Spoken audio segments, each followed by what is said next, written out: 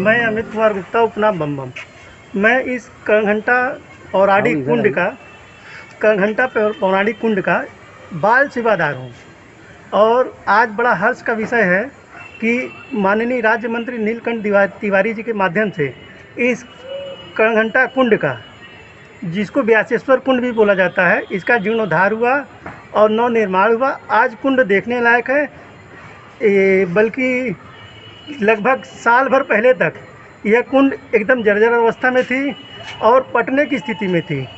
बधाई हो राज्य मंत्री क्षेत्रीय विधायक नीलकंठ तिवारी जी को, जिन्होंने इस कुंड का निर्माण कराया, और हम सभी क्षेत्रवासियों की ओर से उनको अपार आभार और बधाई हम लोग देते हैं। इस कुंड में कोई बड़ा कार्यक्रम भी होता था पहले? जी, यहाँ पे अधिकतर रामलीला समिति काशीपुरा की ओर से प्रभु राम जी की लीला यहाँ बराबर होती रही है। और इस कुंड का महत्व ये है कि इस कुंड में अगर काशी के अलावा कहीं का भी व्यक्ति आए और वह स्नान करता है तो मरणोपरांत उसे काशी में मृत्यु का फल प्राप्त होता है।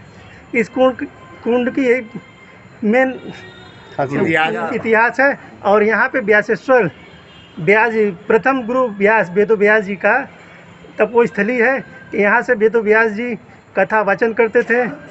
कथा के अनुसार हम लोग सुने भी हैं कि प्रभु हनुमान जी कोढ़ी के वेश में आकर प्रभु रामचरितमानस का पाठ का कथा यहाँ सुना करते थे।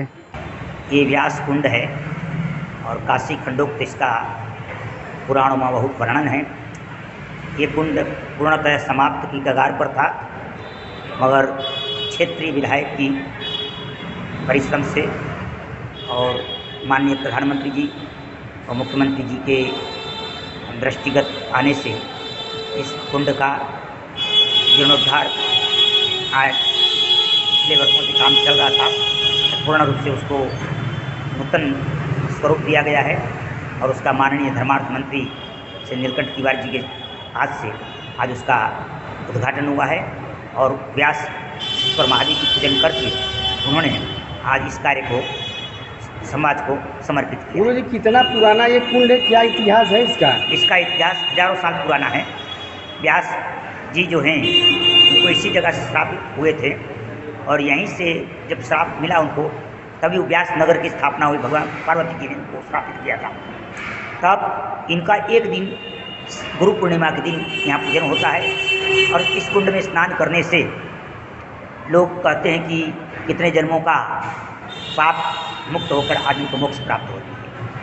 यहाँ हजारों की संख्या में दक्षिण भारत वगैरह बाहर के लोग जो भी हैं वो लोग दर्शन करने के लिए आते हैं। और जीर्णशीर्णावस्था जब थी तो लोग बहुत दुखी हो रहे थे, आज बहुत प्रसन्नता हो रही है। ये बहुत उत्तम कार्य क्षेत्रीय विधायक ने ये किया है। हम लोग सब क्षेत्रीय विधायक का और इस क्षेत्र के जनता की ओर से हम उनको बहुत बहुत धन्यवाद देते हैं। इसमें देखते हैं कि कभी भगवान का कोई सेवा करने वाला नहीं था। अच्छा, आज हम इसको धीरे धीरे करके इनकी सेवा सत्कार करने लगा। कुछ लोगों की निगाह पड़ी इस पर, कुछ लोग आने जाने लगे तो धीरे धीरे अधिकारी भी आए, नीलकंठ तिवारी जी भी का भी निगाह पड़ा इस पर। धीरे धीरे इसकी भी धीरे धीरे चर्चा का विषय हो गया। एक दिन इसकी भी उद्धार हो गई। आज उसका उद्घाटन था, नीलकंठ तिवारी जी ने आए, आज इतना बढ़िया बनवा दिया जिसके वजह से आज सबका दर्शन करने का कुछ महत्व बढ़ रहा है। अच्छा, पहले क्या स्थिति थी? पहले तो वो स्थिति थी कि घर की जितनी कूड़ा कतवार थी सब इसी में फेंका जाता था। कोई शरीफ इसमें नहीं था, कोई बढ़िया आदमी नहीं था कि कुछ भगवान के प्रति सोचे। आप इसका देखभाल करते थे? हाँ, हम इसको जब से हम आए हैं 6-7 साल से इसमें कारखाना लगाए। वैसे तो हम यहाँ के जन्म जुगी है, हमारा जन्म कर्म यही में है। कितने साल से कुंड की सेवा आप कर रहे हैं? इसमें तो हम इस समय कम से कम 6-7 साल से हम सेवा करें, जब से ये कारखाना लगाए। वैसे तो ये तो डूबा हुआ था हमारे समय में।